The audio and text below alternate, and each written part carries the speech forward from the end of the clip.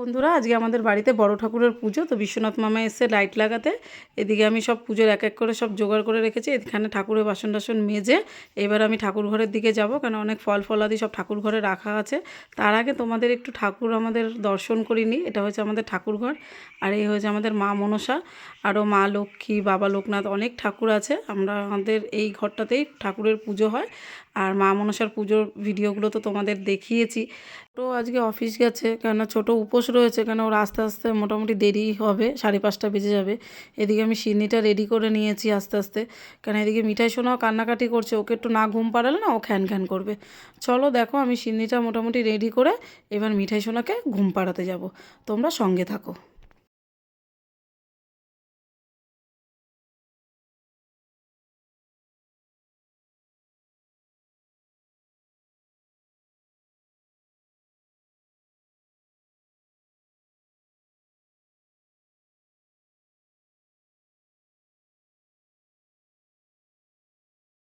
চলো, আমার সিন্নিও রেডি হয়ে গেছে। এদিকে আমি আমার মিঠাই সোনাকে ঘুম পাড়িয়ে দিয়ে চলে এসেছি। প্রায় সন্ধ্যা হতে চললো।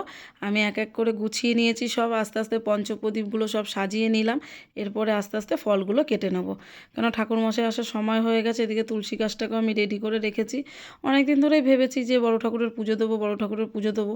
কেন জানো দিতে পারি না, কারণ আমাদের বাড়িতে একটুকুও জায়গা নেই। পুরোটাই বাড়ি করা, সেই কারণে 3তলার ছাদে আমাদের পুজো দিতে হয়। আর তোমরা সবাই জানো যে বড় ঠাকুরের পুজোর প্রসাদ কেউ ঘরে নিয়ে যেতে পারে না।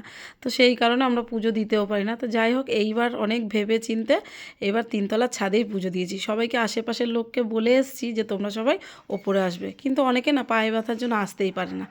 কি করবো জানো, চিন্তাধারা অন্যরকম করে রেখেছি, পরে আমি তোমাদের বলছি। তার আগে তোমাদের একটু ঘুরিয়ে ছাদটা আমি দেখিয়ে নিলাম। দেখো এত ভালো লাগছে, মনেই হচ্ছে না যে ছাদে পুজো হচ্ছে, মনে হচ্ছে আমাদের বাড়ির উঠোনে। আমাদের বাপের বাড়িতে না অনেকটা জায়গা রয়েছে সামনে, এত সুন্দর উঠোনটা সাদা পুরো মাটি, ভীষণ ভালো লাগে, কিন্তু এইখানে একদমই নেই। তো যাই হোক, কথা বলতে বলতে ঠাকুরমশাই চলে এসছে। আমাদের ভাই কাকু আর কার্তিকদা ভীষণ ভালো পুজো করে। আর ভাই কাকু যখন পুজোতে বসে না, বসার পরে সব গুছায় টুকটাক করে। তো টুকটুক করে গোছাতে গোছাতে ঠাকুরের মন্ত্রগুলো এত ভালো পড়ে, কিন্তু তোমাদের আমি শোনাতে পারছি না। তো এত সুন্দর লাগে, মনটা যেন ঠাকুরের দিকেই বসে যায়। তো যাই হোক, যা পুজো হয় আমাদের বাড়িতে ভাই কাকু আর কার্তিক দাই করে। এবার এক এক করে ঠাকুরমশাই আস্তে আস্তে সাজিয়ে গুছিয়ে নিয়েছে। এদিকে আমি ফলটাও কেটে রেডি করে নিয়েছি। নারকেল কিন্তু আমি একদম ফাটাতে পারি না। যখন বাড়িতে পিঠে পায়েস করি, তোমাদের দাদাভাই আমার নারকেলটা ফাটিয়ে দেয়। তো এইবার কিছু করার নেই, কেন তোমার দাদাভাই খুব ব্যস্ত, তাই এবার আমারই নারকেল ফাটাতে হবে। বসে গেছি নারকেল ফাটাতে।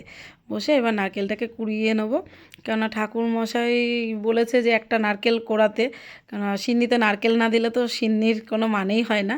তো যাই হোক, বসে আমরা দুজনে মিলে গুছিয়ে নিয়েছি। তোমাদের দেখো পুজোর ধারটা কত সুন্দর লাগছে। দিদিভাইও উপোস করেছে, কিন্তু দিদিভাই এখনও এসে পৌঁছাতে পারেনি। কথা বলতে বলতে আমাদের পুজোতে বসে গেছে। তো এত ভালো লাগছে। এবার ধূপ দ্বীপটা যখন জ্বালাবে না, তখন আরও সুন্দর লাগবে। আমি এক জায়গায় বসলে আর উঠতে পারি না, কারণ আমার ভীষণ কোমরে সমস্যা। তোমাদের পরে অনেক কথা বলবো, অনেক কিছু বলা বাকি রয়েছে। তার আগে চলো পুজোতে একটু মন দিই, তোমরা সঙ্গে থাকো।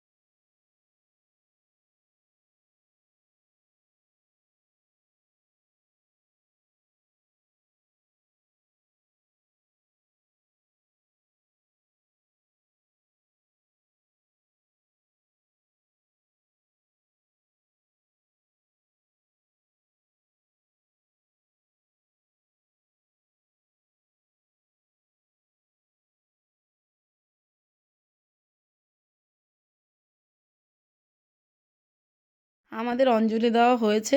এদিকে ধূপ দীপও জ্বালানো হয়ে গেছে, এক এক করে সবার নামে নামে মোমবাতি ধরিয়ে দিয়েছি। এদিকে ভাই কাকু আমাদের আরতি করছে, আর আমাদের মিঠাই সোনা দেখো খুব জেদ হয়েছে কেন জানো, আমি ওকে যেহেতু ঘুম পাড়িয়ে রেখে চলে এসেছি বলে আমার সাথে কথা বলবে না, ওর জন্য চুপ করে ওর মাম্মার পাশে দাঁড়িয়ে আছে। চলো আজকে কেমন পুজোটা লাগলো তোমরা অবশ্যই জানিও কমেন্টে। আর আজকের মতো ভিডিওটা আমি এখানেই শেষ করছি, পরের ভিডিওতে তোমাদের সাথে আবার দেখা হবে। তোমরা সবাই ভালো থেকো, সুস্থ থেকো, টাটা, গুড নাইট।